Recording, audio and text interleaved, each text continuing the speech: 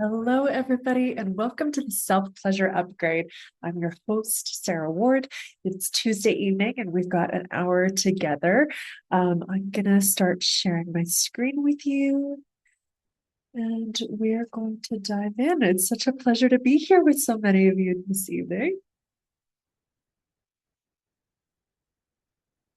Okay, so today's workshop is all about enhancing personal pleasure. I would love for you to introduce yourselves and let us know where it is that you're joining from. And just as a little sidebar, I know that we are here talking about some pretty intimate things.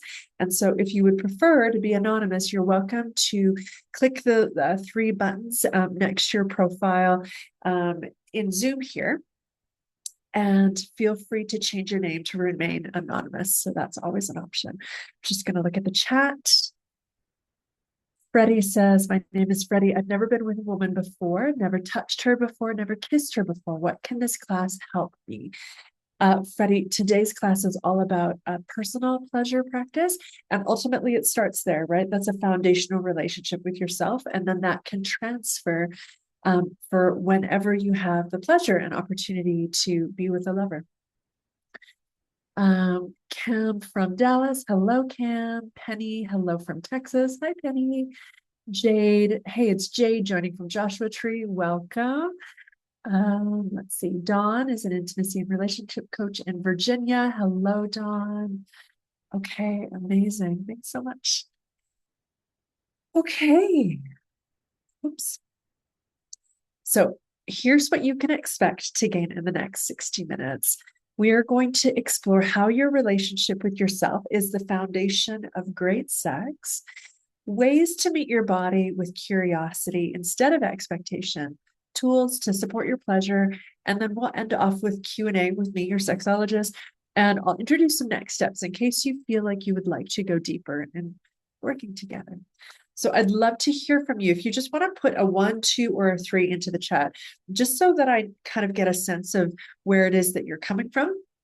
Give me a number 1 if you say, I masturbate to help me fall asleep or to scratch an itch. Give me a 2 in the chat if you only engage in passionate play with a lover. And number 3, give me a 3 if you have a thriving, intentional self-pleasure practice to explore your body. And there's no wrong answers here. So just feel free to come as you are. Just going to check the chat. Got 1, 1, all 3, 1, 1, 2, 1 and 3, 1 kind of 3, 1, all 3, 1 and 3, 3 at times, all 3 at times, mainly 1. Okay, nice. So it sounds like we have kind of like 1 and 3. Those are our, that's the main representation of who we have in the room with us today. So as a bonus for staying until the end, I've got a special gift for you. This is called the Pleasure Expansion Kit Checklist. And essentially what this is in case you've ever felt bored during a self-pleasure practice, because I certainly have, this is a guide that will give you all sorts of different toys that you can fold into your pleasure practice. And unlike some of the toys that you would have to drop like $200 in order to like get a new sex toy, these are things that you'll actually just have around the house. So like a wooden spoon, a fork, a feather duster, things that you already have. So you're not going to have to, pleasure doesn't have to break the bank. So in the Pleasure Expansion Kit, you're going to get recommendations of toys to add novelty to your pleasure practice. These toys are all categorized by the 5 erotic blueprint types, and that's pioneered by Gaia. I'm certified in this modality as well. And in case you're not familiar with the 5 blueprint types, we have energetic. Excuse me. And energetic is somebody who gets turned on by a feather light touch and distance. Actually, we have the sensual type, and that person gets turned on by having all of their senses activated and more of a grounding contour touch, like getting a massage.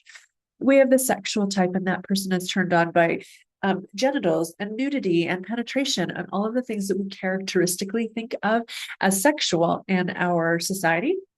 This is the person that goes straight for the clit. We have kinky types, And unlike what you might expect, that kinky types are only turned on by like bondage and sadism and masochism, while that might be, it's also that they get turned on by whatever it is that's taboo for them. And that may be having sex with the lights on, having sex in something that's not missionary position. And then the last blueprint type is the shapeshifter type. And that's a healthy amalgamation of all of the other types together. I am somewhere between an energetic kinky with a dash of shapeshifter. So in case you're unfamiliar with the types, this guide is going to introduce you to those as well. And so you can discover toys within your blueprint to help turn you on. So stay till the end, and then we'll be putting that in the chat. All right, my friends and lovers, the invitation here is to close out all of the tabs that you have in your browser and to, as best that you can, give your undivided attention to this space. I like to say that how you do one thing is how you do everything. And so if you find yourself showing up and you're distracted and you're doing a bunch of different things and you're not entirely listening fully, what does that mean about how you potentially show up in the bedroom, right? So there's going to be plenty that is available on offer for you. I have poured a lot of time and energy and resources into this. And so I just want you to get what is meant for you today. All right, are you ready to dive in? You might want to grab your headphones just in case you have some other people around.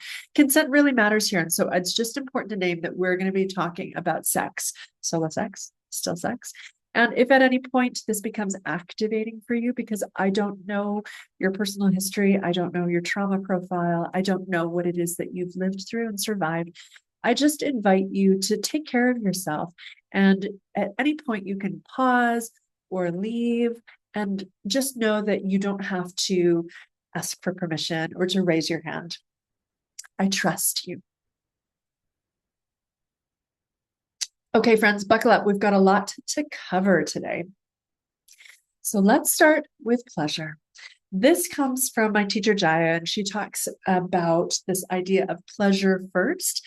Instead of pleasure being something that we save into the last possible second, like many of us sometimes do, right? We deprioritize pleasure. Somehow it's not nearly as meaningful as the deadlines in our lives. Let's prioritize, let's front end our time together with pleasure instead. And so what I would invite you to do is just start to get comfortable wherever it is that you are. Maybe you're driving, maybe you're at home, whatever you're doing, just start to like really arrive in your body. And if it feels available for you, I invite you to close your eyes. I'm going to be doing that as well. Okay, let's just start by taking a couple of breaths in and out.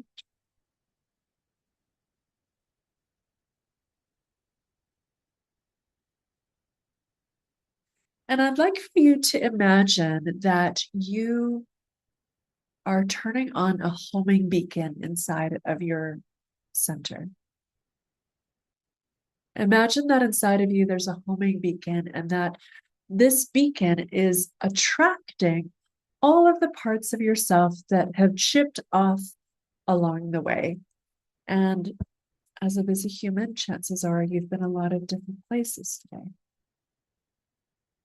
So maybe you chipped off a little bit of yourself when somebody cut you off in traffic today, on your commute, wherever it might have been, maybe an irritating meeting at the office, wherever you might have left a piece of yourself. Just see if you can imagine you being a magnet and bringing all of this back.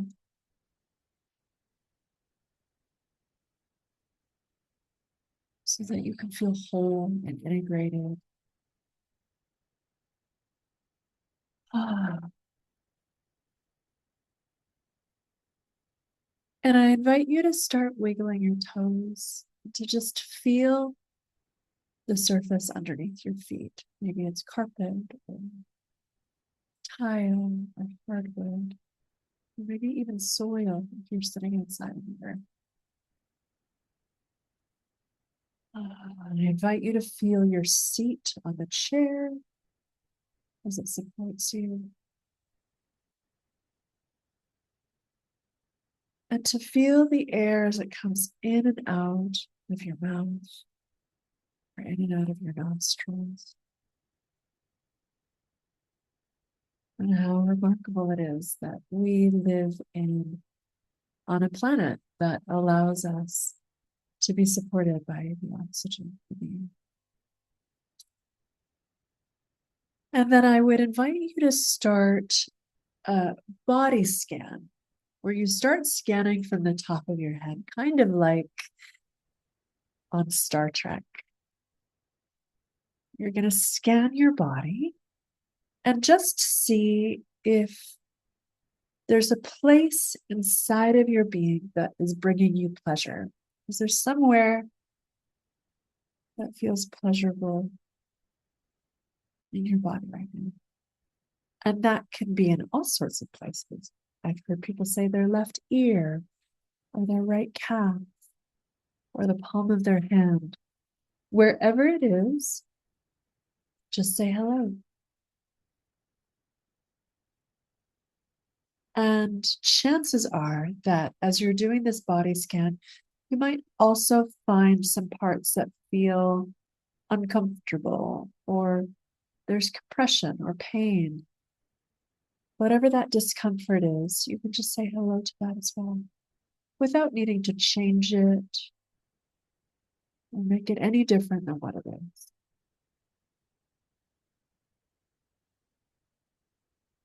See if you can send your breath into that pleasurable place. For me, it feels like it's behind my shoulders or between my shoulder blades. Just breathing into that pleasurable space. And what I want you to consider is that in case anything gets to be activating in your system today, in case you get flooded along the way and start having some intensity in your soma, just know that at any point you can return to this pleasurable sensation. This is the process called pendulation, where we allow the pendulum to swing between discomfort and pleasure.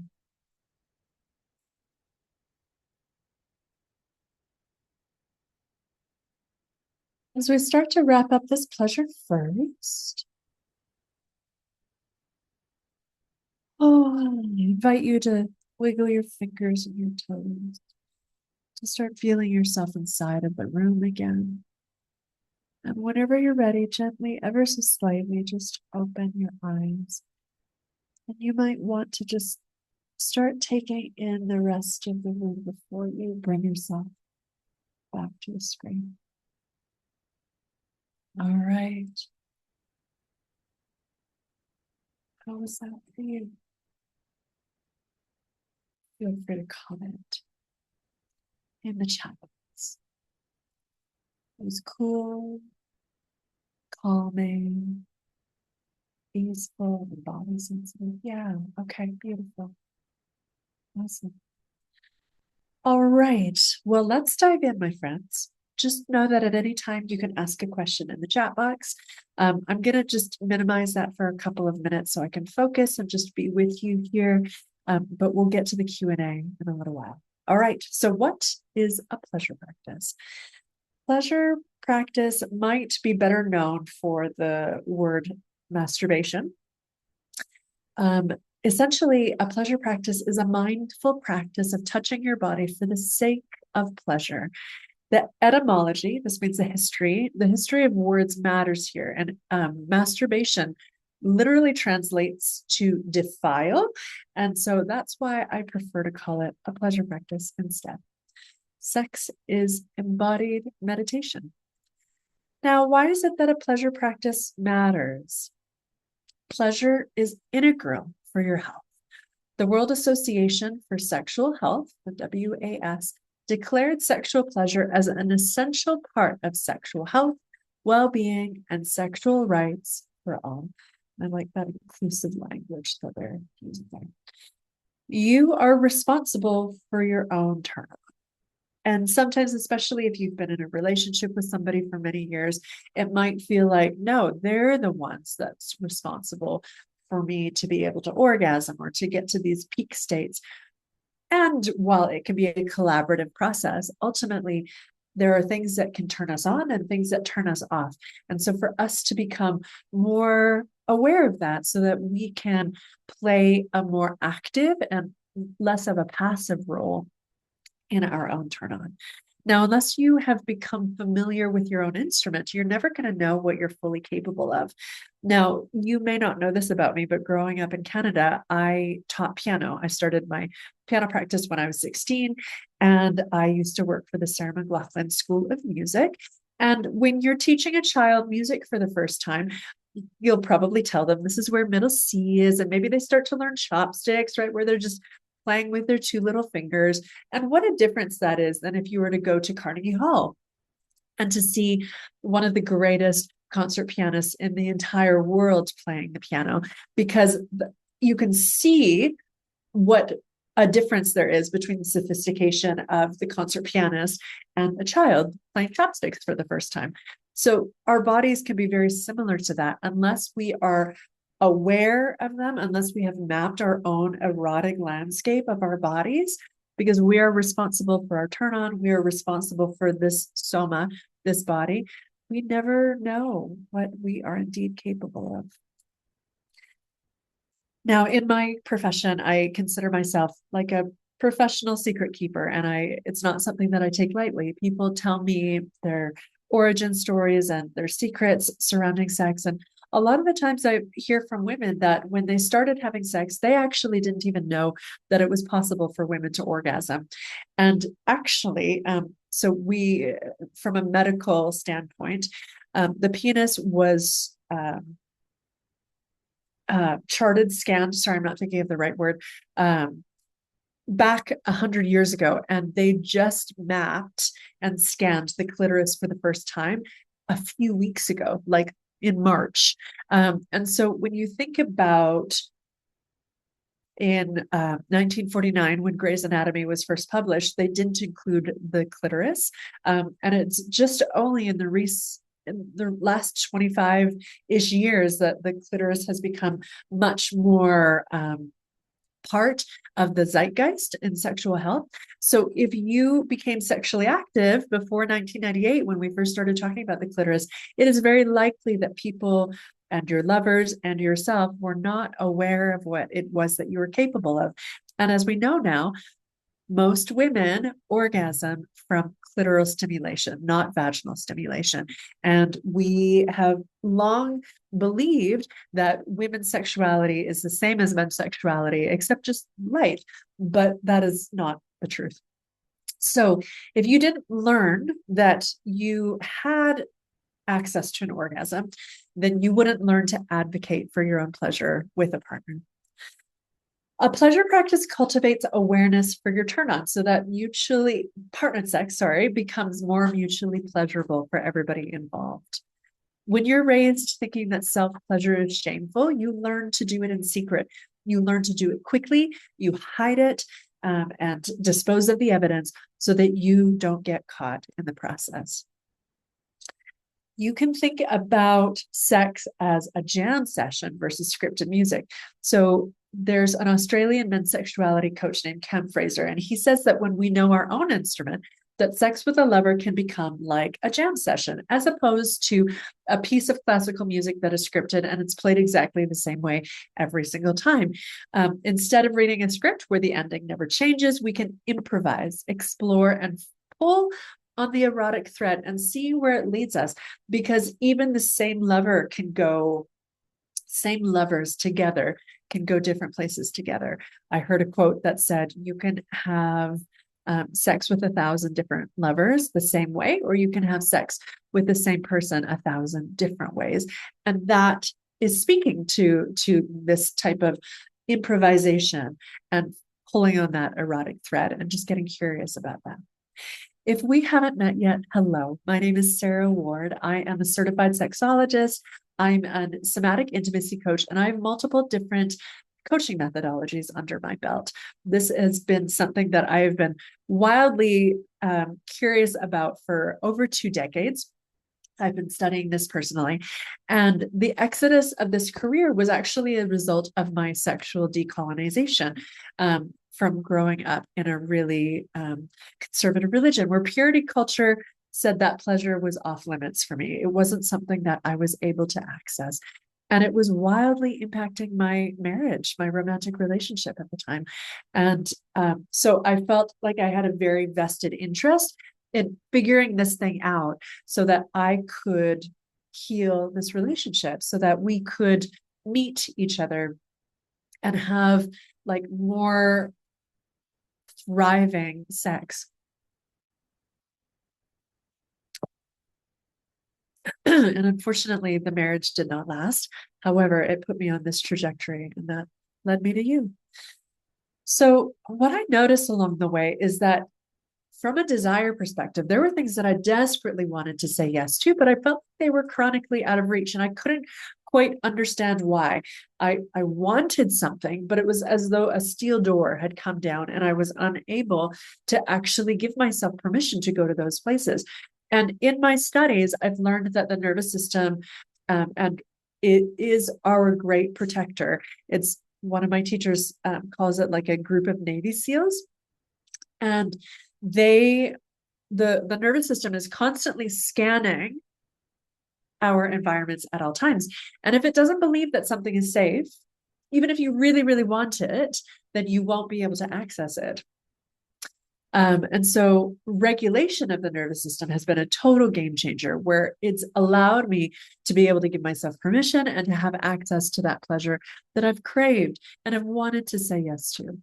I just want to say that it's not enough to learn sexual technique. You could have all of the technique in the world, and unless you are deeply embodied, it's not going to land in the same way. So we need to pair sexual technique and education with somatic embodiment practices.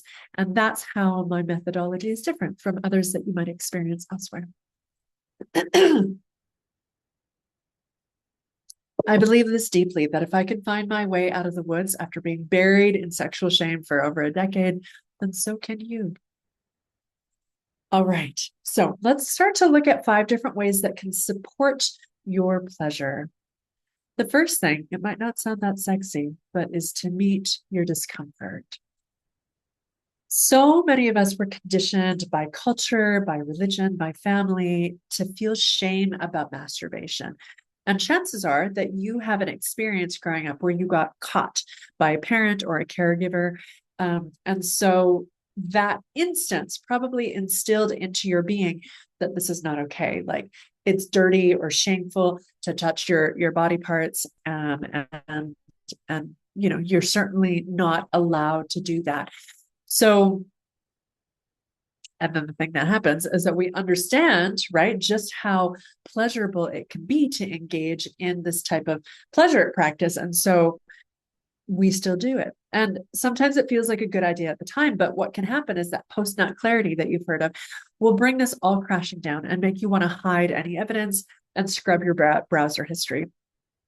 When it comes to sexual shame, the only way out is through. So the question that I have for you is, how can you meet your shame with compassion?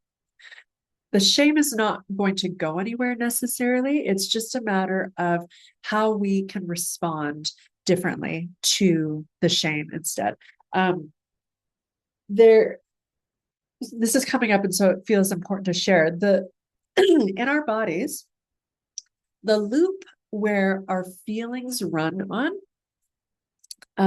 where our emotions run through, takes about 90 seconds to complete. And so if you have sexual shame that comes up for you, a lot of the time what we do, because we can be avoidant, is we try and put Pandora back in the box. We try to avoid the discomfort that's coming up for us. And so maybe we tune out, we scroll on our phones, you know, that forever doom scroll. Maybe we eat, maybe we binge, maybe we drink, maybe we do drugs, maybe we sex. There's all sorts of avoidant behaviors that we can engage in to avoid feeling something as uncomfortable as sexual shame. However, and I would love for you to try this and let me know if this works for you. But if you can simply commit to being on that roller coaster ride of that emotion for 90 seconds, something rather remarkable will happen. At the end of 90 seconds, you'll realize that it has cleared on its own. So, yes, the shame is uncomfortable. And yes, it's possible to bear it. You will not die. Nobody has yet died from sexual shame. Pleasure is a form of medicine. The parts that rise during sex aren't always going to be pleasant ones. Sex is so vulnerable. You are literally naked with another human being, and you can start to get very self-conscious about your body, self-conscious about how you smell, how you taste, how you look. Particularly as we age, right? Women as after they've given birth, women after they've gone through or have started perimenopause or have finished menopause, right? Their bodies are entirely different. And not just women, of course, but men too. I mean, maybe your erections are less reliable than they used to be. So there's plenty of ways. Maybe you've had an illness or cancer treatment, and that's made your body respond differently than the way that it used to. We can be confronted with these things during sex. And I just want to say that orgasms can literally clear out old emotional residue from the body. So things like shame, things like trauma can be cleared through a sexual encounter, particularly a personal pleasure practice. And that's what we're going to talk about more today. You can get free and get fucked in the same session. I've got a sexy story time for you. One day during a Sunday sex session, because in this home, Sundays are for sex, an uncomfortable memory rose within me. And this involved a former lover, not the partner that I'm with. So in this memory, we had just had sex. And when sex with him was done, when he orgasmed, that meant that sex was done entirely, which meant that there was no orgasm for me. We'd been doing this for a couple of months now, and he'd said things to me like, I really need to be less selfish, and nothing had changed, where I had 0 orgasms, where he had orgasmed every single time. And finally, I just got bold and I said, listen, what's a girl got to do to get an orgasm around here? And I will never forget what he said. He was like, you give it to yourself. He was not kind. He was not generous. And so that taught me a lot about this relationship and its viability. So at the time I was in a polyamorous relationship. And so I told him, listen, my primary partner, he makes me orgasm every single time. And this lover was unimpressed. He said, that's not something a king would do. That's something a jester would do. And so this, my friends, is the memory that rose and returned to haunt me during sex that day. I was having a great time with my lover, but there was this irritating feeling. And because I do everything, I practice what I preach. So when that thought came up, I was getting curious about it. And instead of pushing it down and ignoring it and trying to change the channel, so to speak, I started to pay attention. I realized that I couldn't disagree more with what this man had said. And I realized my king, whenever I found him, wanted nothing for me other than for me to come. And so when this thought lands in my system on Sunday afternoon, something clicks in me, and it's as though this new belief is being laid like train tracks in my system. And as this new download begins to deepen inside of me, all of a sudden I feel pleasure enter the arena in slow motion. You know how you can feel it? Like sometimes it feels like you're having to try really hard or you're almost there. But when the orgasm is assured and secured, you can feel it. And so it was like this Beyonce moment, right? Of like her hair being, blown back in slow motion. And as I think this thought, a king makes his queen come, it literally makes my body hot. I can feel the temperature rising. And there's a literal expanse of heat that emanates across my back. And that's when the orgasm lands. It comes on really strong and it takes me over and it lasts for several minutes. And at the time, I think that might have been the longest orgasm that I had ever had. And generally speaking, if we're lucky, an orgasm can last 10 seconds. And this one went for minutes and minutes and minutes. So of course we enjoy pleasure, right? But it also plays a lesser known role. Pleasure is capable of unwinding trauma from our very selves. So that day I was confronted by a belief that was not mine, that had been taking up space inside of my being. And I deeply believe that my body, in her infinite wisdom, had brought this memory up to be cleared from my system, that it was asking to be released. Because what is coming up is what is coming out. And I believe that the things that meet us are actually the very things that are standing in the way of our aliveness. So I want to make something clear. It wasn't my mind that let something go. I didn't talk it out, right? It was stored in my body, and then it was released through my body. And this happened in a few different ways. I breathed, I moved, and I sounded. These are somatic and tantric principles. And I allowed that pleasure to alchemize, and it turned that ick into gold. And the orgasm transformed me. The orgasm released all of this from my system. I deeply believe that the heat was the dissolution of the memory. It was evidence of the toxicity as it was leaving my body, not unlike a fever as it burns off an infection. If it comes, my friends, let it. If it goes, let it. With pleasure, you can release old residue. In this most unlikely of places, pleasure is a way to let that out of your body. If you look to the animal kingdom, if you've ever seen, like on National Geographic or on YouTube, a lion attack an impala or a zebra, for example, some animal that's not a natural predator on the African Serengeti, what happens is that their nervous system, which is brilliant and 500 million years old, their nervous system will decide how they respond, what stress response happens. And generally speaking, if you're going to get attacked by a lion on the Serengeti, you're going to play dead. And so after, what we generally see happen is after that type of attack, maybe the lion goes to get her cubs. And so the prey is left alone. And at that point, they wake up and they begin this process of shaking. Their body is literally shaken. That is the way that they are releasing all of that trauma from the body. So interestingly enough, animals in the wild, they don't get traumatized. After an intense experience, their bodies know exactly what to do and they shake it off. The human's body is also an animal. And so we see this happen with humans also. In fact, women, after they've just given birth on the table, what they'll often do is engage in that type of shaking process as well, because birth is scary. People can die on the table from giving birth if there's complications and things go sideways.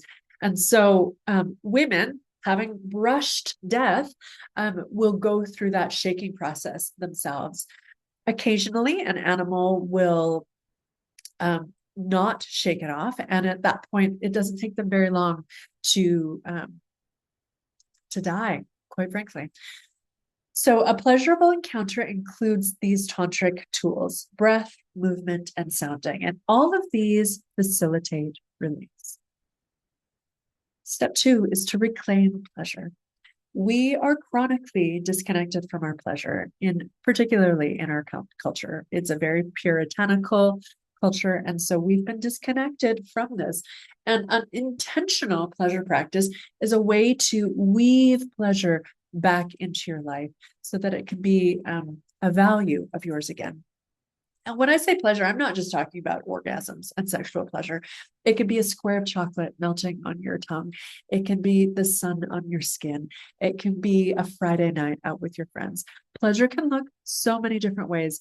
And I've been reminded of this in my life recently, that I was just grinding and I was like putting one foot in front of the other, and I was working so hard and I wasn't making a lot of space for joy and pleasure. And so I have really consciously started turning that up and scheduling time with people that really light me up, turning me on in a way, right? Not that these are people that I'm having sex with, but just people that light me up and make me feel really good, I just realized how important that was and how I was delaying that gratification, as we often do. I was like, well, when I'm successful, then I can. And how does one measure success, really? Life is not just meant to be endured, my friends. Creating more intentional pauses in your life helps you to be present in the moments each day instead of just living on repeat, rise and grind, as they say. So here's a couple of gentle ways that you can do that: to slow down when you chew, to create a gentle alarm on your phone, to remind you to pause and to just reorient to the now. Say yes to things that bring you joy. Say no to things that would drain you. It's so simple, and yet I'd love to just pause for a moment. We're at about the midway point, and I just would like to see, how is this landing? What are you taking away from this so far? This practice of just like considering how things are going for you is a really terrific way to allow things to imprint deeper into your system. So feel free to type a takeaway into the chat box. I'm just going to take a look.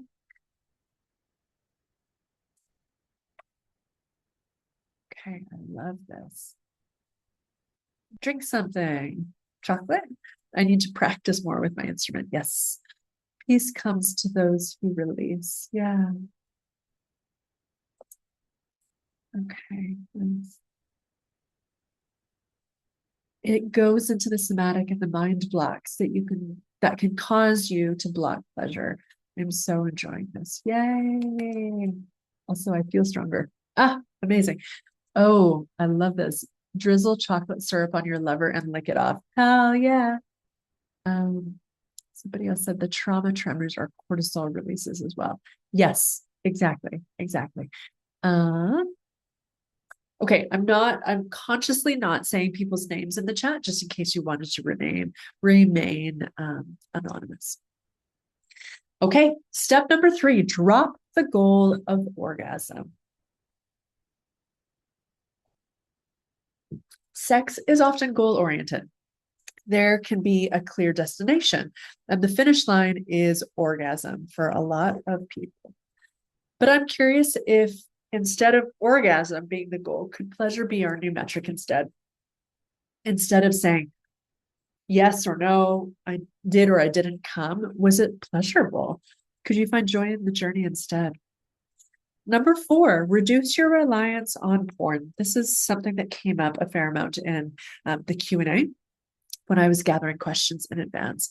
So let's talk about the impact of porn. And before I say anything, I just want you to know that I am not against porn. I think that it can be a really useful teaching tool. I also think that it can be damaging if people get exposed to it from a really young age. So like many things, there's a lot of nuance here. Excuse me.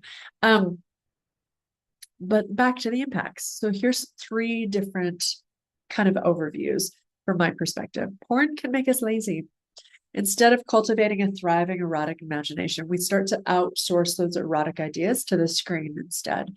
Porn takes the focus externally to something outside of you.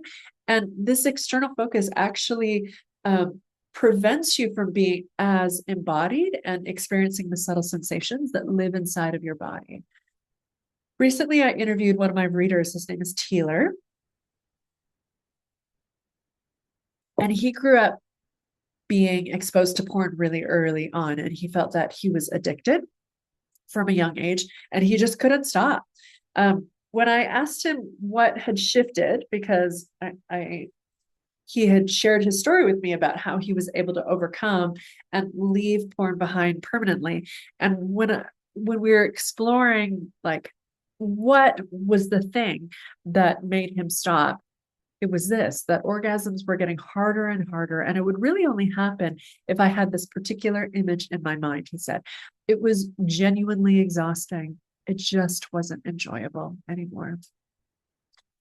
And an intentional pleasure practice was actually the very thing that allowed him to stop cold turkey. Teeler's journey has been a spiritual one of coming back to his senses. So during a pleasure practice, he said, I learned what brings me more pleasure than a thought ever could. as he began to wean himself off of porn, his imagination came back online. He became more aware of his sensations and the pleasure that was happening in his body, sensations that had been there all along, but had been rather elusive because he was focused elsewhere. Tealers told me once I was able to get there with myself in a solo sex practice, doing it in partnered sex was much easier and much more connected. And I didn't even have to think about orgasms eventually because it just happened. Now, one more thing that I realized that I didn't quote Tealer on in this is how his solo sex practice has become so remarkable that it rivals even the partnered sex that he has. And I just want that to land with you because sometimes people are sometimes in sexless marriages, and I will hear people say, like, she doesn't let me touch her anymore, or she'll say, use my body however it is that you want to, where that's not the type of an engagement and enthusiastic consent that they're really hoping for. So masturbation or solo sex can sometimes feel like the runner-up, that like, wah, here's your sad, sorry silver medal, instead of, partnered sex, which is the ideal somehow. But Teeler said just that thought that the solo sex that I'm having is better than any of the partnered sex. And this stands true for other people that I've spoken to as well. I conducted some research last year, and there were several women that said, I have such a killer solo sex practice. I just wish that I had a partner that was able to meet me in this way so that I could share that with them. When we get so hyper-focused on the external, we are at risk of dissociating and to leave our bodies actually during pleasure. But the body is where pleasure happens. So if you want to feel more pleasure, the invitation is to learn to feel your body. Step number 5 is to invest in pleasure tools. Pleasure tools. So here's a bunch of different ones. I always recommend to have a tube of lube on your bedside table. And maybe if you prefer, you can do coconut oil or something like that instead. But lubrication is designed to help facilitate pleasure. It reduces any type of friction and can enhance pleasure. They've done incredible studies where like 96% of people said that lubrication improves things. And I'm not talking about moisturizer, and I'm not talking about spit. Like, those are different things entirely. So invest in lube. For our purposes today, I would love to invite you to just pause on porn and pause on anything that vibrates. So I know a lot of people have good committed relationships with their vibrators, and I have nothing wrong. There's nothing wrong with vibrators, and I don't. I'm not saying to throw them away entirely. Vibrators can be a really useful tool, particularly for women who've never experienced a clitoral orgasm. A vibrator is going to be way more powerful and activating than a hand or a tongue or fingers ever could. So a vibrator has its time and its place. Because a pleasure practice is essentially like the road less traveled, a vibrator becomes the superhighway to pleasure, where you can get where you're going really quickly, which is okay. I also like to think of how slow can you go. It's not a matter of like getting there quickly. It's seeing what happens if you take a different path through the forest. So depending on what genitals you have, there's different types of pleasure tools that can support you. Dildos, dildos I think can be both for both genders. Glass wands. Here's my glass wand, where you can tell that it's curved, and then one side of it has a little bit more of a bulbous end. So the curve is really good for vaginal pleasure, because the vaginal canal is not straight. And so if you want to be doing G-spot pleasure or cervical exploration, then a long wand like this can be really useful. This was hand blown. I bought it from my local sex shop. And there's plenty of different things like this that are available online as well, or support locally. Go local. Yoni eggs. Here is my yoni egg. I got it off of my I keep my sex toys sometimes out in the open if you ever come to my house. This is often on my mantle, on my fireplace. So a yoni egg is sort of what it sounds like. So it's shaped like an egg, and you insert it into the yoni or the pussy or the vaginal canal with the idea of increasing more sensation in the vaginal canal. So this is a terrific tool if you're wanting to have stronger orgasms, because what happens is that the vaginal muscles have to tone and hold this in place so it won't just like fall out.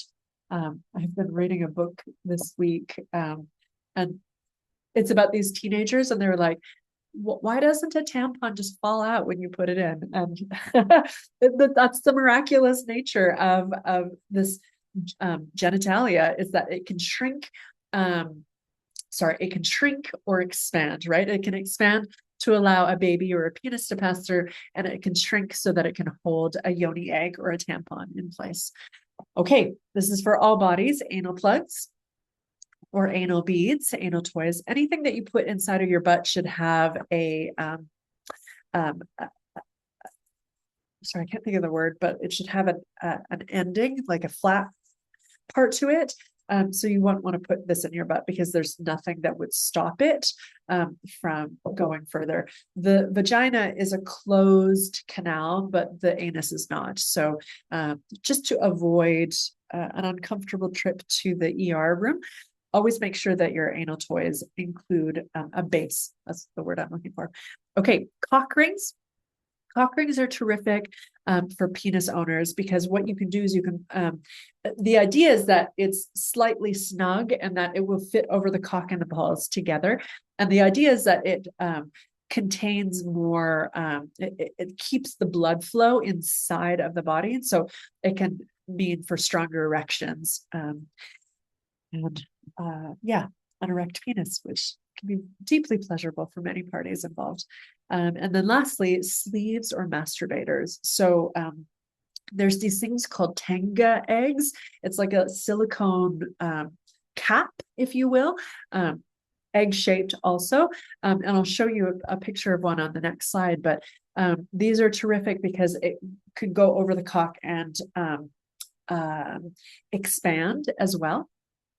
And of course, like, I'm a big manual girly as well. Like I use my fingers all the time. That's how I love to really get off. But for men as well, right? Like if during a pleasure practice or masturbation practice, you're used to using your hands. The thing is that if you would like to train yourself to orgasm inside of a vagina, that's why lube and using sleeves or a masturbator can actually be more useful, because it will make it feel as though you're inside of a vagina.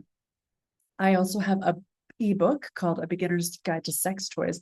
That is a great resource. Oh, one thing before we go on, if you happen to have a silicone toy, like I have a silicone dildo that's very wonderful and reliable, don't use silicone-based lube with a silicone toy, because it can cause it to break down over time, and then it's no longer body safe. So just watch out for that. But let me just loop back to lube. So there's a couple different types. You can get water-based, silicone-based, or oil-based.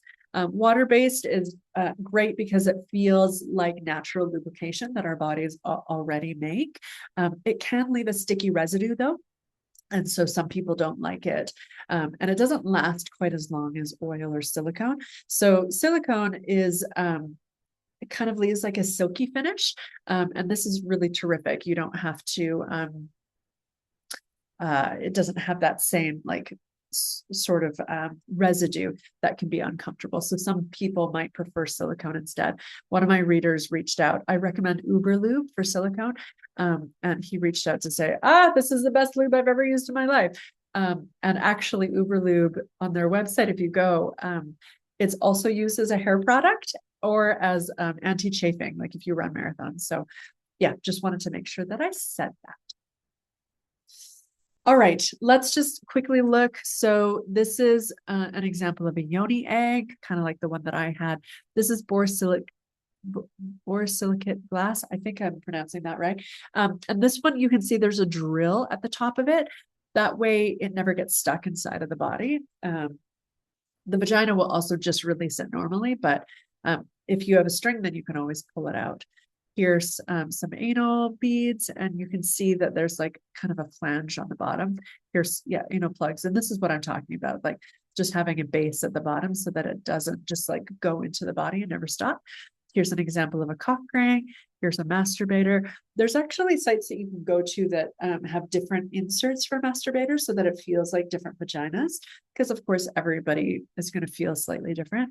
Here's the Tenga eggs, like what we were talking about, and you'll see it over top of, this is a glass dildo. Here's a rose quartz dildo. I have this exact one. This is from a company called Shock Rubs. It's like chakra, but RUBS, Shock Rubs. They're probably like 150 USD and up, so they're a little pricey. But it's really lovely because you also have the energetics, right? Like every stone has a different energetic frequency to it. So for example, rose quartz is very good for self-love. It's a very gentle energy. You could do black obsidian, and that's a much more activating energy. Black obsidian is really good for clearing out. So, you know, maybe if you have a lover that you're no longer with and they were abusive, you could get a black obsidian, a black obsidian wand. Or actually my first yoni egg was black obsidian because I thought, let's get rid of some of that purity culture shame. Here's another dildo below, anal plugs. This is another masturbator. So you can see there's like different types of texture throughout, and so it gives you different sensations, and it opens up so that way it helps for cleaning purposes. And then you can see this person is using lube, another dildo, and then this is a sleeve, a manual sleeve. And so usually the sleeves have like holes in both sides of it. The Tenga egg does not, but the sleeve can like fit over top of the penis. And good clean love, that is my favorite water-based lube. Okay, so here's what I would love to encourage you to do. What is one thing that you can do today? What's one thing that you can do today that is a step towards your pleasure? And then just fucking do it, honestly. And if you need an excuse, feel free to blame me when you go and you buy the toy. You can just say, well, sorry, my sexologist told me that I need it. So here's what I want you to keep in mind. Like, I can teach you all of the technique in the world, right? I can teach you the best ways to stroke and lick and suck and fuck and, you know, how to use your hands. But your body may fall quiet unless it has the embodied experience of being safe. The truth of the matter is that you cannot think your way back to embodiment. You can't think your way into desire, and you can't talk your way back into orgasm. The only way back is through the body.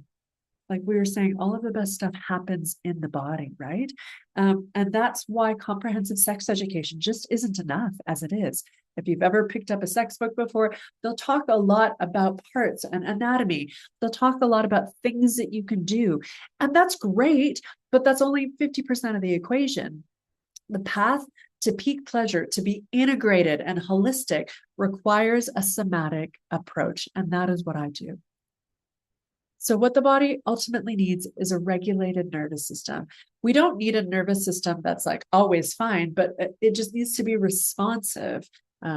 So perhaps I could instead say the body needs a responsive nervous system.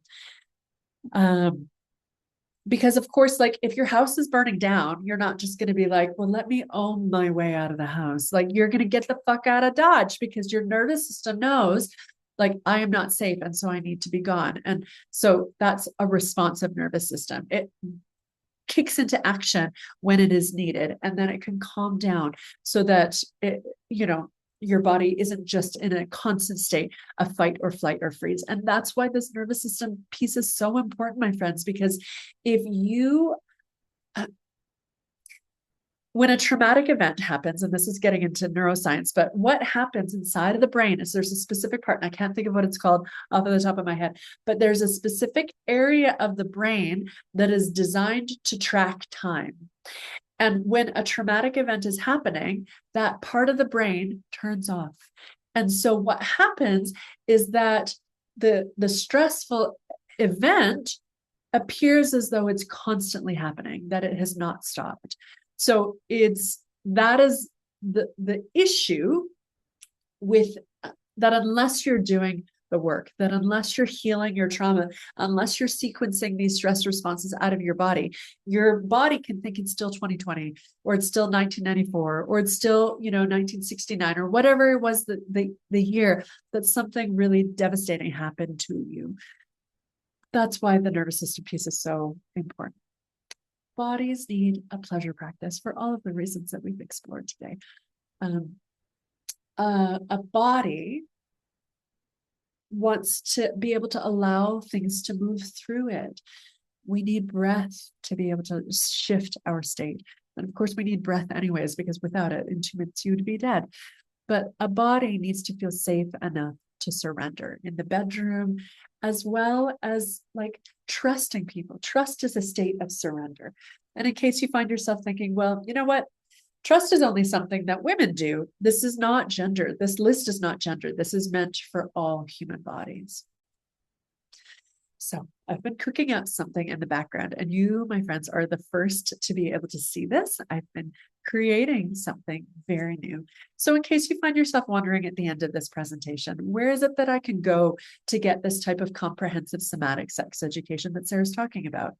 Perhaps like a sexy yoga membership where you're able to tap into your community, attend regular events, and to just have that type of accountability buddies to be able to build that consistency and that momentum. In case you are wondering, I have a solution for you. This is called the Portal membership. And so within the Portal, each month, you're going to have 3 live events that you can tune into. It's going to give you what you want and what you need. What we all want is sex education, right? Like, my clients come to me and they're like, how do I give her an orgasm that's going to blow her mind? And so I teach them, right? And that's step 2. But step 1 is the somatic workshop, 1 somatic workshop per month to help designed to regulate the nervous system so that you can open and surrender, as well as to be a safe lover for another. Because a lot of why people's bodies are not responding, it's not hormonal. It's not. It's actually a nervous system block. It is the nervous system blocking sex, particularly if people subject themselves to painful sex and do that on a regular basis. Then the body, these people's bodies begin to see their partner as no longer safe for them. And that's quite problematic, as I'm sure you would agree. Okay, number 2 is 1 sex technique workshop per month to support you in becoming an unforgettable lover. And number 3 is 1 erotic book club each month to expand what's possible cortically, right? We need to know in our minds as well as in our bodies what is possible, as well as to help turn you on. So we're going to read erotica as well as some of the more scientifically founded books. So meet the Portal, the somatic sex membership. This is your source to become the most embodied erotic version of yourself. Like we said, you'll get 3 events each month dedicated to help you drop deeper into your physical embodied experience, because all the best stuff happens in the body. Belly laughter, the best meals, toe curling orgasms, it's all in the body. Here's a couple of upcoming workshops to just whet your appetite. The first up is going to be what your nervous system has to do with your orgasm, how to give and receive vaginal orgasms, how to become a safe partner, how to squirt. Oh God, it's one of my favorite things on the planet to do. Sometimes I think about my body as like a video game. Like, I've got new levels that I'm unlocking. And when I unlocked squirting and G-spot orgasms, hell yeah, as well as bondage for beginners. So that's a couple that are queued up in the next coming months. These first 2 are going to be in June. Inside of the Portal, you're going to discover what you want and what you need. While we often chase the technical side of sex education, unless we are deeply embodied, even the best technique can fall flat. The portal is where you're going to learn to be grounded, safe, present, to expand your capacity for pleasure, all while becoming an unforgettable lover in good company. Oops. Why did I stop sharing? Why is my screen sharing paused? Okay, there we go. In case you're wondering what results other people have had, I just wanted to share a couple of glowing testimonials. So this is from an educator in Canada. She says, as a postmenopausal woman, working with Sarah helped me to savor the freedom and pleasure of sex. It is not too late to embrace these parts of me. My husband and I, who've been married for over 4 years, are finding new ways to connect even deeper. That brings such a smile to my face. This is from a DJ. They say, if you are looking for a space to connect, explore your sensuality with support and feel more at home in your body, an experience with Sarah will give you exactly that. I can't recommend her enough. This is from a sex therapist who said, I highly recommend Sarah. She is excellent and highly sensitive to the vibe of it all. Group work is powerful for healing in community. You would be in great hands with Sarah. So let's talk about investment. Here's what this should cost. If you were to do a la carte each of these events that we have each month, it would be $27 for each of the workshops and $20 for the erotic book club. So we're talking about $74 worth of value on a regular basis per month, but we're going to be offering that within the portal for $47 a month. And during pre-launch, which starts today, May 19th through June 2nd for 2 weeks, we're actually going to sweeten the deal. And this is where it becomes a no-brainer, because instead of $75, it's just $27 a month. So each of those events are less than $10 to attend, which is killer.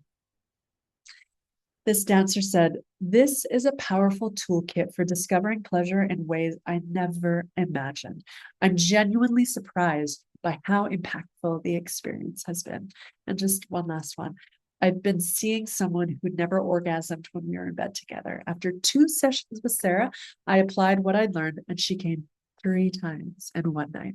So from 0 orgasms to 3, it's like the exact inverse of that story that I shared about how I had 0 orgasms. So even better, this man has been told by multiple women that he is a sex god, and he attributes it to the work that we have done together. So here's why I created the portal. This is going to sound really honest, but it's true. Well-fucked people don't start wars. Well-fucked people don't abuse others. Well-fucked people don't intentionally cause harm.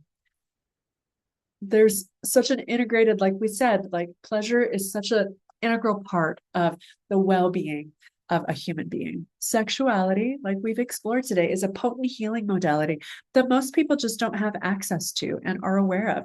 So I have always wanted for this type of sex education to be accessible so that we can all heal collectively together.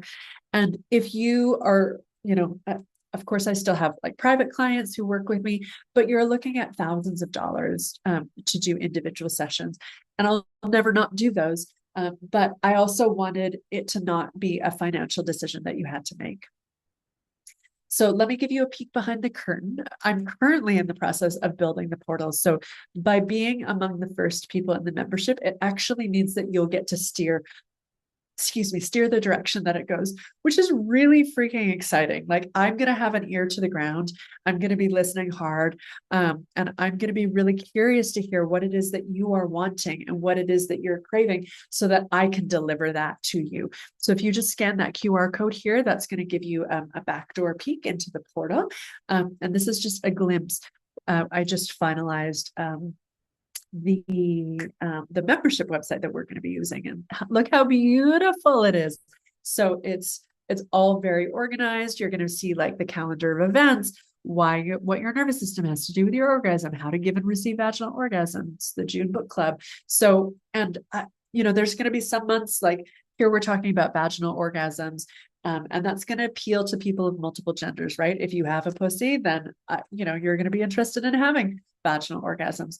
And if you're in a relationship with somebody who is female bodied, that means that you're going to become an excellent lover by giving it to her. Okay, my friends, as a special thank you for being here, my partner Julian is going to put this link into the show notes. That's not going to go out in the replay for your pleasure expansion kit checklist. So I just wanted to share some key takeaways for you. Here's a couple of the takeaways that I wanted to say, but I'd love to hear what you're taking away as well. So make space for pleasure first. Pleasure allows you to sequence out shame and painful memories and trauma from your body. Pleasure is on the table for you to reclaim. Tools like toys and lube can enhance your pleasure. And then just think of one thing that you can do and then do it. The sooner the better. And maybe that's joining the portal. So I'd love to hear from you in the chat. What is one thing that you're taking away? And like we had said before, this simple act of just reflecting and saying it out loud to yourself, this helps you actually to anchor in your learning and your experience. So I'm just going to look in the chat now. Oh, yeah, I remember this email story. It was so helpful. I'm like 2.5 months clean. That's incredible. Congratulations. Hello, fellow pleasure seekers.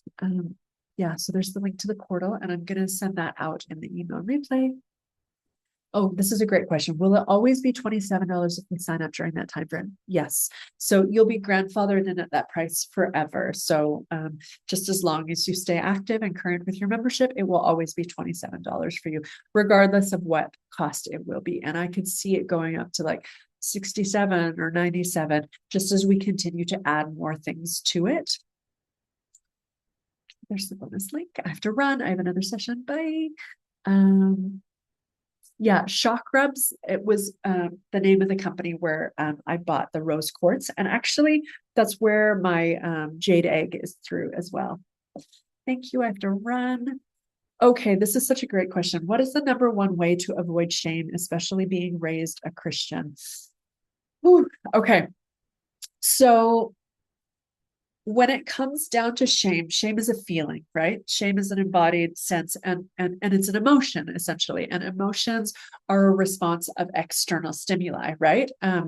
And so a belief system, right? If you believe that sex out of marriage is bad, if you believe that masturbation is bad, then you will feel likely guilt and shame if you're engaging in these types of behaviors. And what I would say is that the shame won't necessarily go away, but how you relate to it, how you sit with it, how you can be with it is what can change. So it's your relationship to the shame that I would encourage you to sit with, where like what we were talking about before, like the 90-second loop. Can you be with the shame? Can you let it? Can you sit with it? Can you, learn from it? Can you get curious about it? Because what I often find, and this is getting into parts work, which I know we haven't talked about at all, but parts work has to do with internal family systems. Dick Schwartz is the one who pioneered this method. And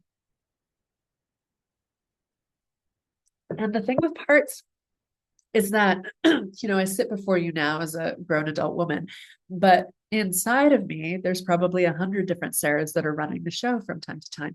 And sometimes it's a little girl, and sometimes it's an angsty teenager, and sometimes it's an insecure version, right? Like there's all of these parts that can show up. And so it may be that when you're in a shame response, what is showing up is a younger self. And I've frankly had that before. Like, let me tell you the story. There was one night that I had sex with my partner, and the next day I was feeling really funny. Like I was blanketed in shame and I couldn't quite figure it out. And so I got curious and I was like, hi, come sit with me, right? Like I like to think of these parts as though they're embodied, as though they're a part of us, like as though you could have a child come and sit on your lap. And so what showed up was like a 3 or 4-year-old version of Sarah. And, Oh, so cute. Like she's wearing Velcro shoes and they're on the wrong foot, like her bangs are a little bit askew, and she's been running and playing outside in the warmth. And so her bangs are kind of sticking to her forehead. And it was really sweet to just like meet that version of myself. And she said, I did a bad thing. I touched somebody where I'm not supposed to touch them. And I was like, oh, baby girl, like that's not for you. Like, you don't have to worry about that. We're adults and we have decided, and, we engage consensually in that way with ourselves. And so let me give you something else to do instead, because you don't need to be in the bedroom. You don't need to be worrying about that, because she was very aware of morality. And in her mind, we're still a 3-year-old, not an embodied woman who's been on this planet for many decades. And so I just want to bring that up as an experience that might come up when you're feeling shame. It may not be whatever age you are, 27, 47, 97, however old you are, right? So the other thing that I would say is to spend a little bit of time with your values, because it may be that even though you were raised in the church like I was, I've left, right? In my early 30s, I left. And so I might encourage you to just think about, like, what is it that I value now? Like, do I still believe that it's immoral to have sex outside of marriage? Do I still believe it's immoral to bring myself to the heights of pleasure? Is that still something that I believe? Because essentially, like, Emily Nagoski talks about this in her book, Come As You Are, which will be our first book in the portal. But she says that every human that's born onto the planet, they have this plot of land that they're given. And what's going to happen inside of the plot of land is that all of these ideas from religion and from, culture are going to be planted in that soil. And unless you are able to, like, we become conscious of it when you're, in your teens years, maybe late teens, 20s. And then you start to realize, oh my gosh, like, this is not mine. I don't believe that, actually. And so then the job is for you to uproot, and you become the gardener, right? You become the one that dictates what grows in your garden. So something to think about. Okay, let me look. We had a lot of comments that were submitted in advance. And so I want to just give space to those people who submitted those in advance. So bear with me as I just pull this up. Oh, this has been incredible to just like see like how curious people have been. Okay. Someone says it would be interesting to hear about best practices, somatic, tantric, as compared to other self-pleasure practices like orgasm chasing or using porn. Also, the environment recommendations. So we talked about this, like how porn can take us out of our heads and put the focus on the external. So meeting your sensations can be less dopamine driven, but that's going to bring you back to what's happening in your body. One of my subscribers, he uses a Tumblr library of sexy images as a launching point for his turn on. And then he shuts down the screen and he relies on his imagination to then fuel the rest of his pleasure session. I'd recommend to get curious about the things that turn you on. There's a book called The Erotic Mind by Jack Morin, and he talks about peak erotic experiences. And this can be a really exciting string to pull on because it's going to give you insights into things that turn you on. So, for example, like there was a time that I wasn't able to have sex with a partner, vaginal sex, right? And the circumstances don't really matter, but like we got so turned on by doing other things that wasn't penetrative sex. And so by the time that we had P&V sex again, it was like unbelievable, like really exciting. So there's something about that kind of like withholding that can be really sexy. 1 second, let me just look at the next question.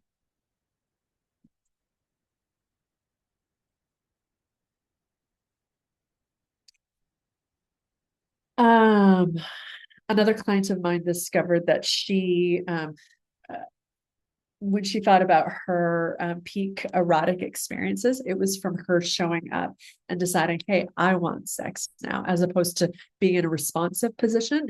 When she took a more active role, like she shared a memory of how she showed up. Oh, whoops. I'm gonna go into yeah, there we go. Here's our last slide.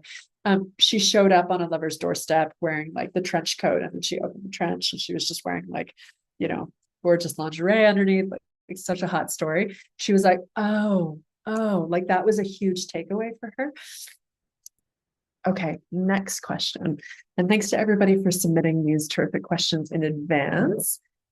Okay, this person said, I was diagnosed with Parkinson's disease 2 years ago. With as much stiffness and pain as I have, we were pleasantly surprised to see that our sex life actually improved. Amazing.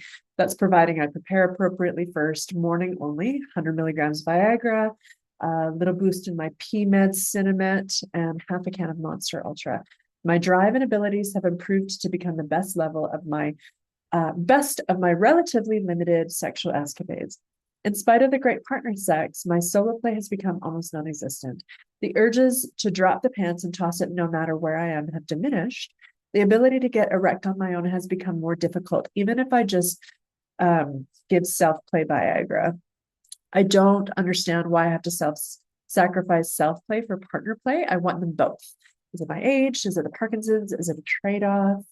Okay, so my dad also has Parkinson's disease. And so I feel somewhat familiar with how that works. But from what I understand, there's that shortness of the dopamine in the brain, right? And so the rigidity, of course, makes things challenging. And I'm not sure if you've used like a sleeve or a masturbator. That way you don't have to be like manually stimulating yourself with your hands.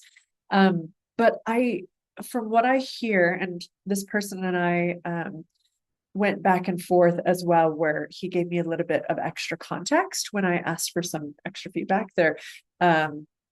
He said, there's 3 examples of how things worked with self-pleasuring. Like he'd be out and about, he'd see somebody have kind of like a meet cute encounter, right?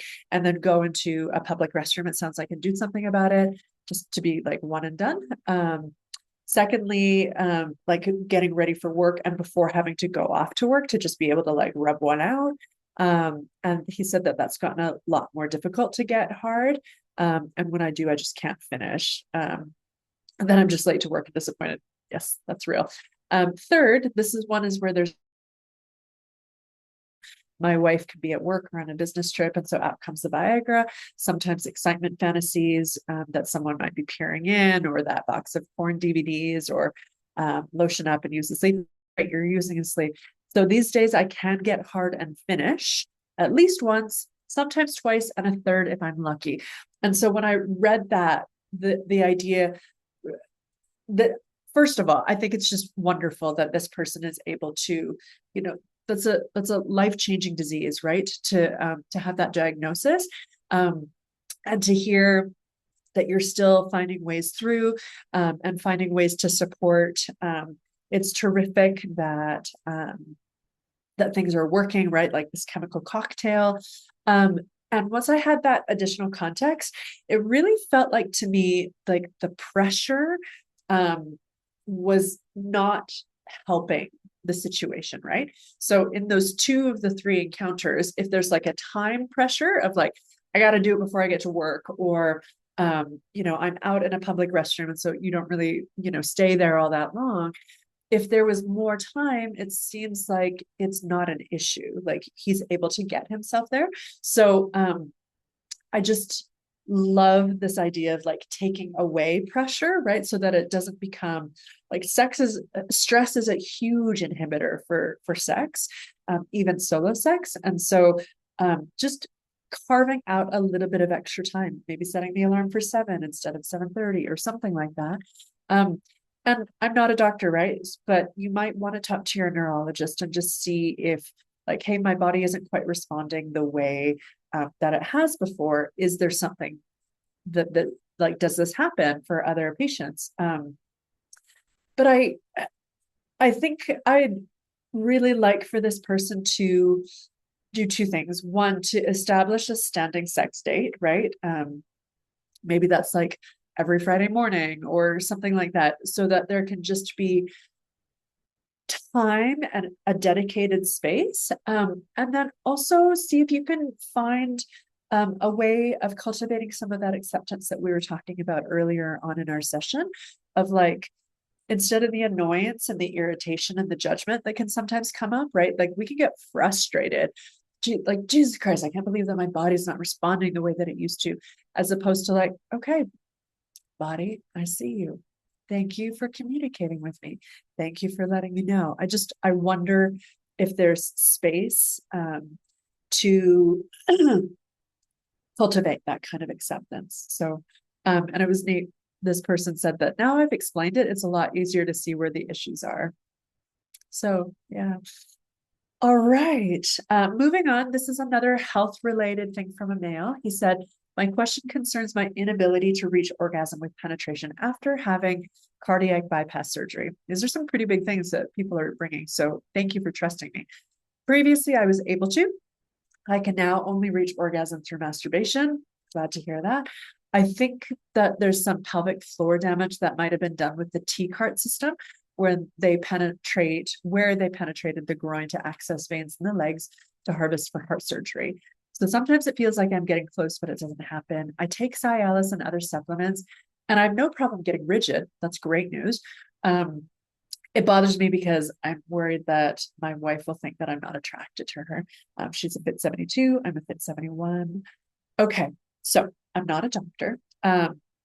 But I'm curious if you've talked to your doctor about that, especially like this is a big thing, right? A lot of men, unfortunately, like deal with heart disease and, that have had to have major treatments like this to get support. And so I'm curious if that's a conversation that you've had with your doctor. Secondly, I'm curious if you've ever looked into pelvic floor physical therapy, because these pelvic health professionals are able to like work with that's another thing. A friend of mine is a pelvic floor physical therapist, and that seems to be like a myth, right? That people think that it's only for women after you tear, when you have a baby, or if you're coughing and peeing or jumping and peeing. Yes, she can help with all those things. They can help with all those things, but also something like this might be really supportive, because a healthy pelvic floor is going to be an essential ingredient to being able to reach orgasm in that way. I think that there's some really positive things, that this person's body is responsive to the medication. They can get hard. They feel like they're close. It's just kind of like pushing them over into that next realm. So I guess a couple of other things, like I had a client who had breast cancer, and in doing chemotherapy, which was successful, and then she's free and clear for breast cancer, which is huzzah. But her vaginal tissue had changed considerably. She said it was like so delicate. It was like tissue paper. And so when she had penetrative sex, it was incredibly uncomfortable, and she would tear and bleed. And so interestingly, just as a sidebar, I know this is not what we're talking about at all, but she told me that when she would meet a man who had like an average or smaller size penis, she'd be like, oh, thank God. So I know that we have this preoccupation around like, oh, bigger is better. And there's size queens that exist. Of course, there are people that appreciate that. And I've also seen exactly the opposite, like, please let him have a smaller penis. So the reason I bring this up is because she was able to go on a hormonal, she uses estrogen cream now, and that supports her tissue and has helped it to be more resilient. And so she can engage in this way sexually without it just ruining her inside. But I think about people that are quadriplegics, and they're also able to like find sexual pleasure. And I believe they orgasm, if I'm not mistaken. I don't know the intricacies of that, but the body is resilient, and it's pretty incredible how the perpetuation of the human race like really is at the forefront of Mother Nature's goal with our bodies.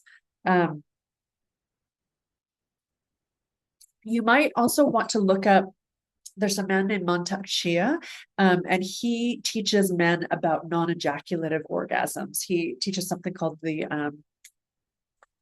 microcosmic orbit, which is where you're cycling the sexual energy through the body without ejaculating. And a lot of us think that ejaculation and orgasm happen at the same time, but they're actually just like microseconds of a difference. So that is possible to begin to look into that as well.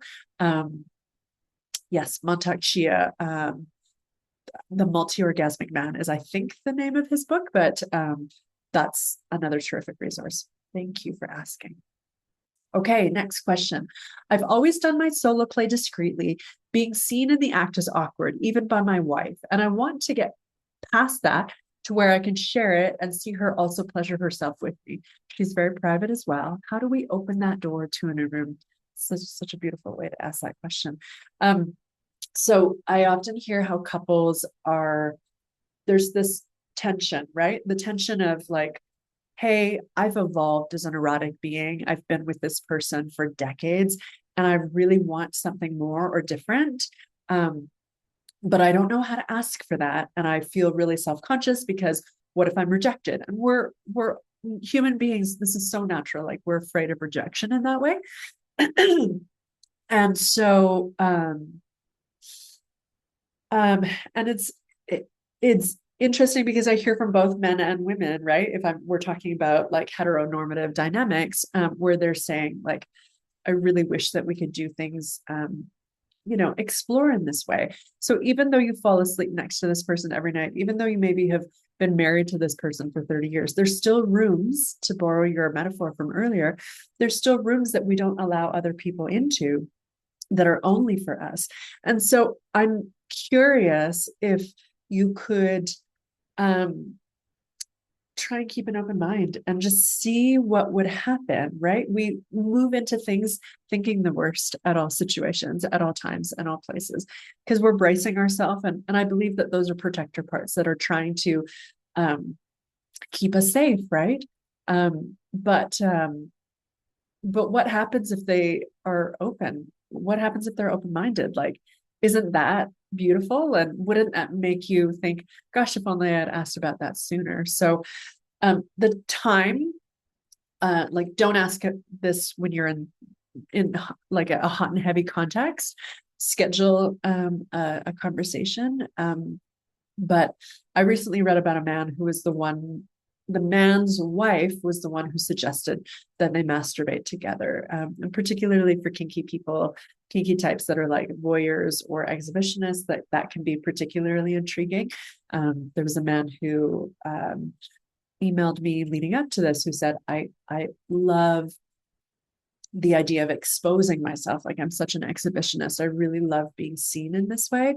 And I mean, considering how we don't get seen or acknowledged in our sexuality, that makes sense too. So, and I wonder too, if you can even mention this workshop to say, hey, I went to a workshop and I got this idea actually from the person who was speaking. Like, I wonder, have you ever thought about masturbating together?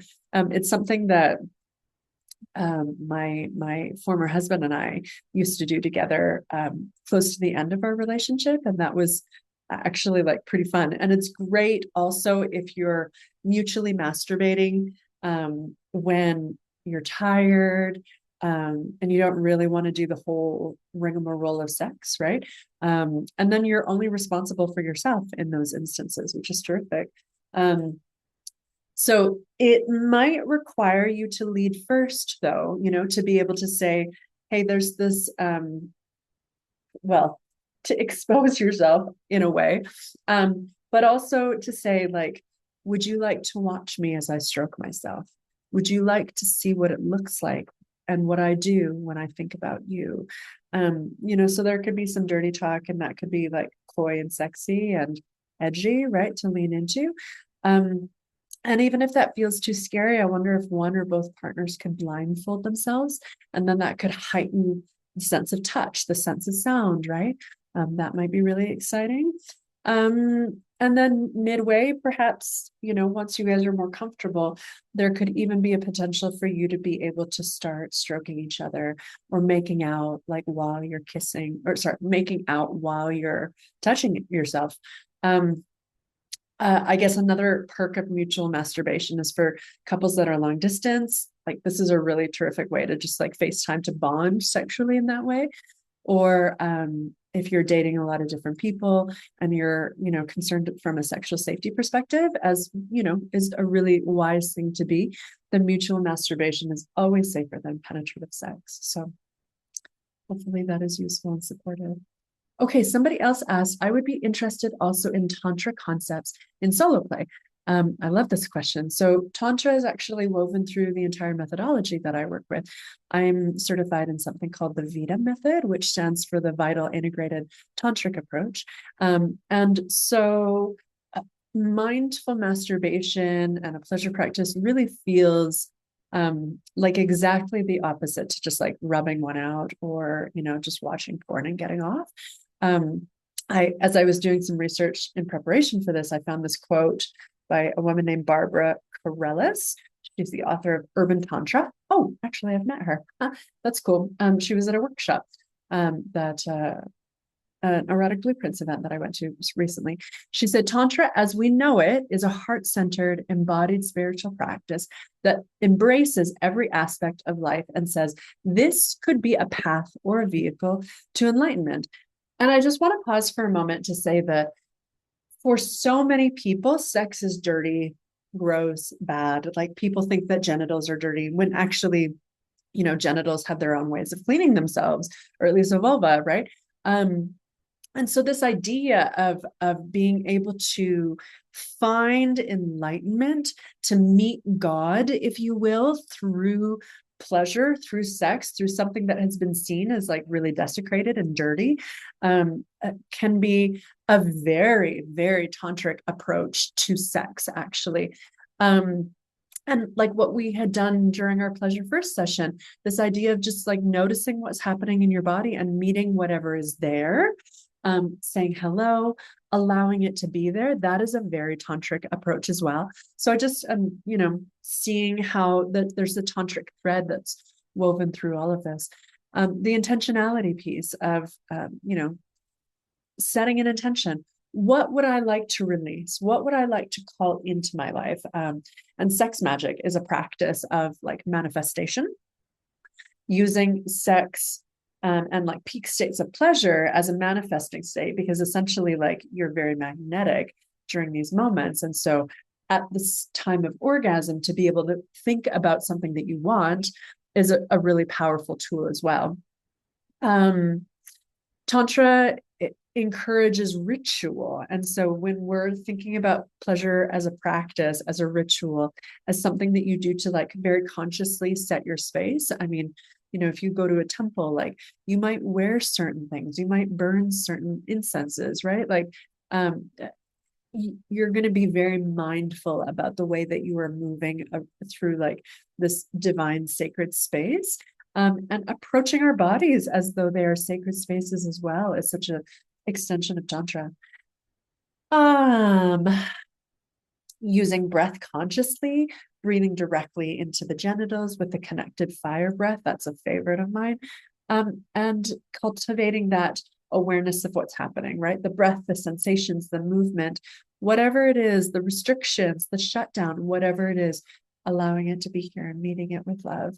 And just that willingness of like to go into the darkness feels very tantric.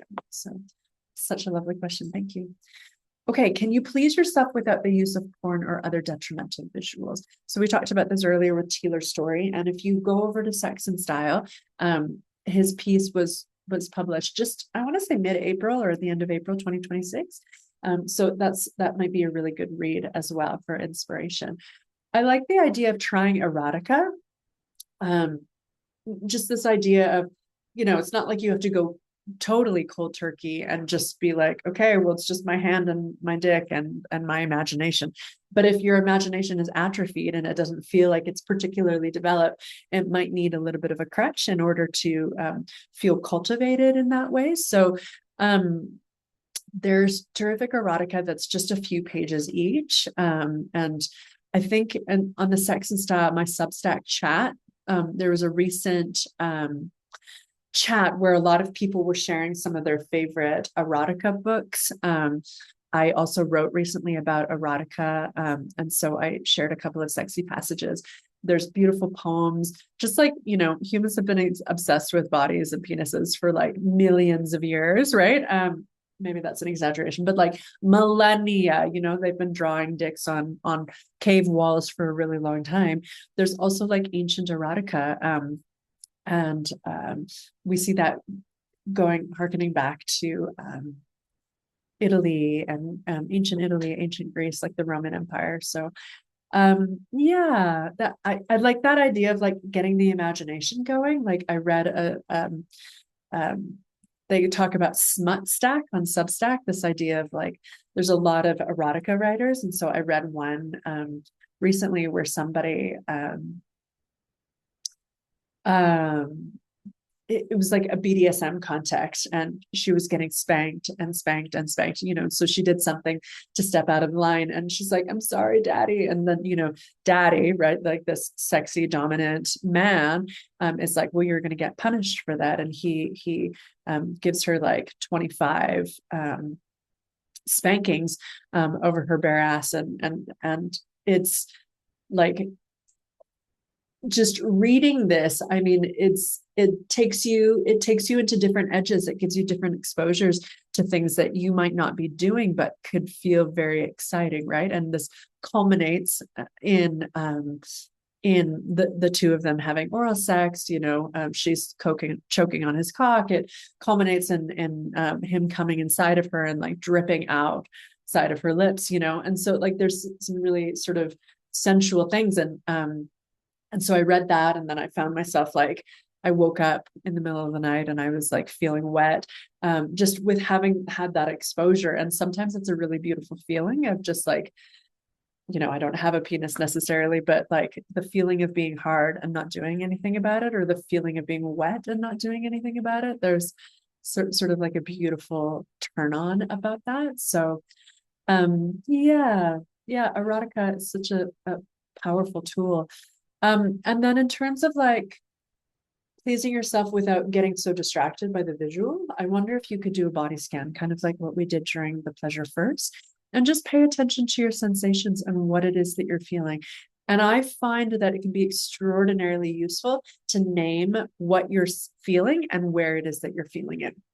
There's something about speaking it aloud that like crosses the right and left hemisphere of the brain, and helps just to like integrate and claim that pleasure as well. So hopefully that helps.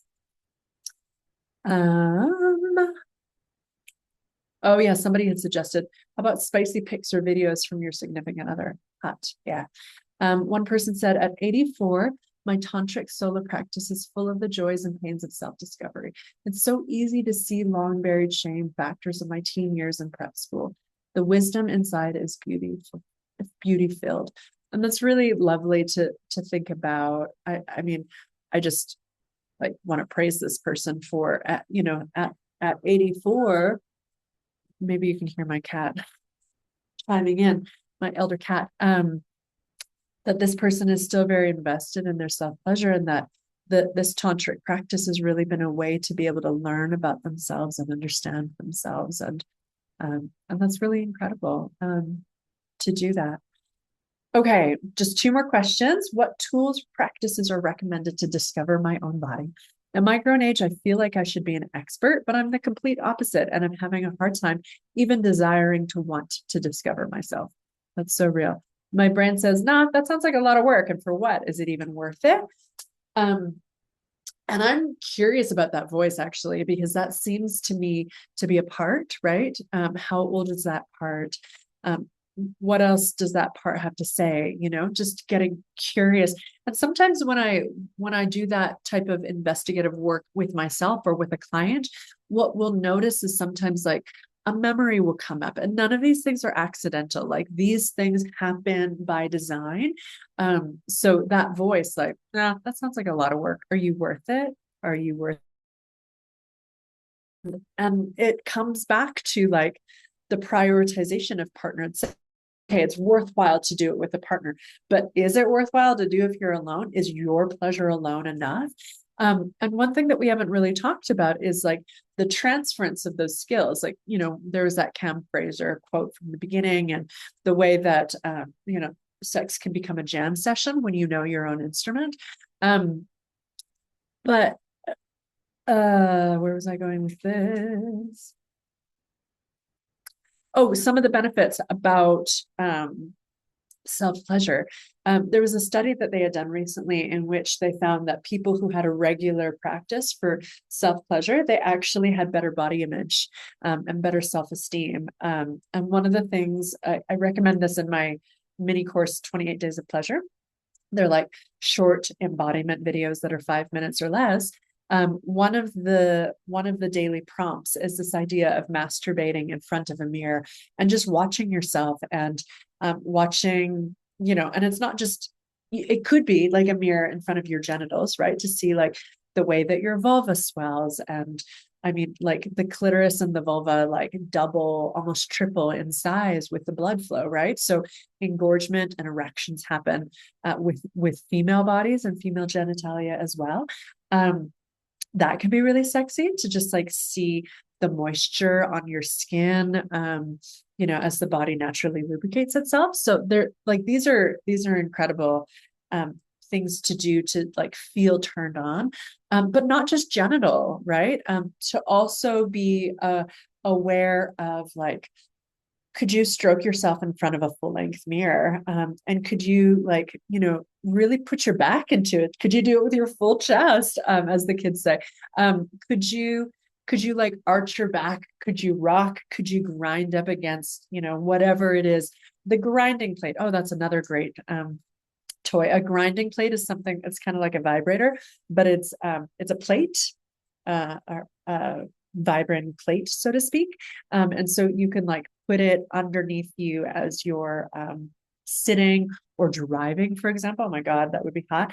I like having orgasms when I drive. So anyway, or road trips.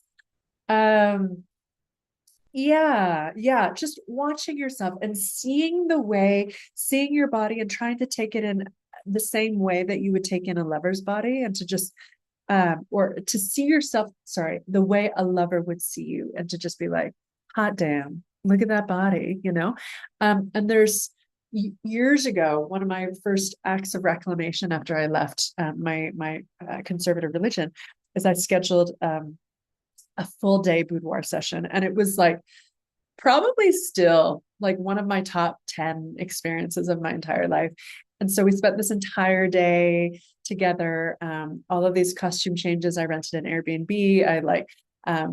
I art directed it. I took care of all of the wardrobe for it. Like it was really such a sexy experience. And the reason I bring this up is because when I got those photos back, I was like, holy fuck, what fire your body is. Like I hadn't understood, I hadn't been able to see myself outside of myself until I got those photos back. And then it was like, ooh, girl. So I'm a big believer in boudoir in that way. And the mirror session is kind of like a similar experience. So I would totally challenge that voice or love on that voice, right? To just be like, well, who taught you that? So I don't know, maybe it's a teenage voice, maybe it's an insecure voice, and that's valid. Like all of these voices are valid. I'm not saying that we like silence them, but to get curious and to learn from them. So we've talked a little bit about toys already, but yeah, I hope that helps answer your question. Okay, we have one more question. Where are you?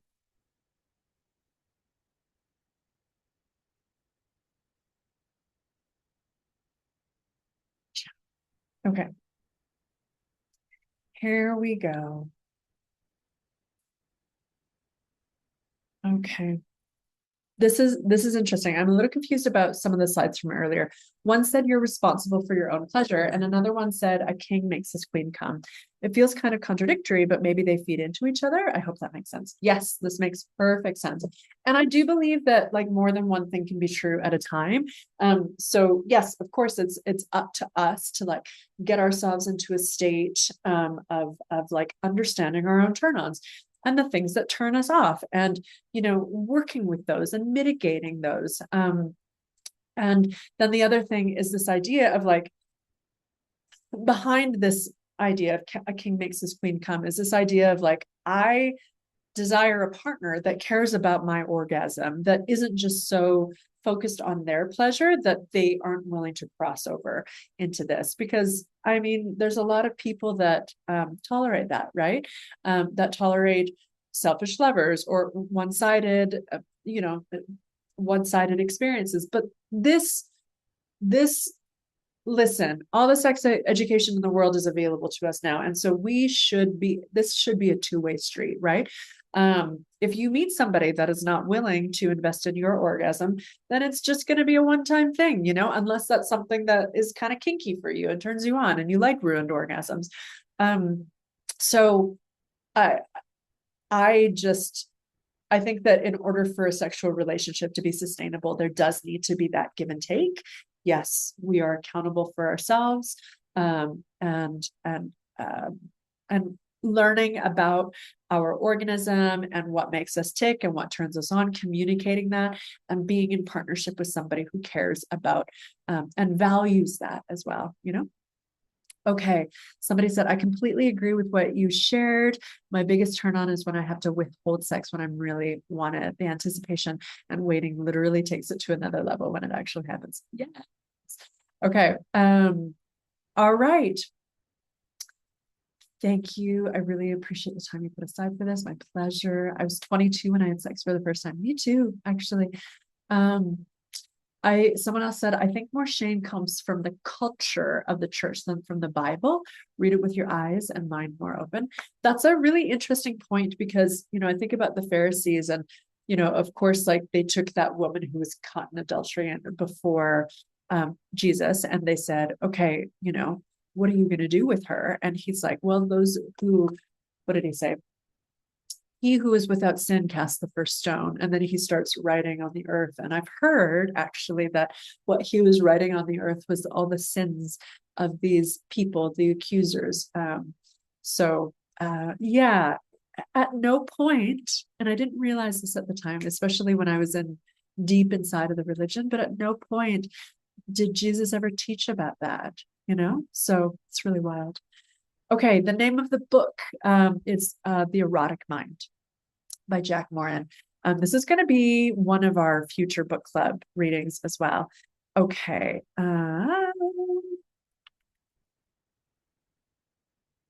I like to tie the lights or turn the lights off in the shower, close my eyes, and just feel the water and the pleasure. I love that. Yes. It's so underrated to shower in the dark. It's one of my favorites. Okay, people are getting ready to go. Do you recommend men exploring prostate pleasure?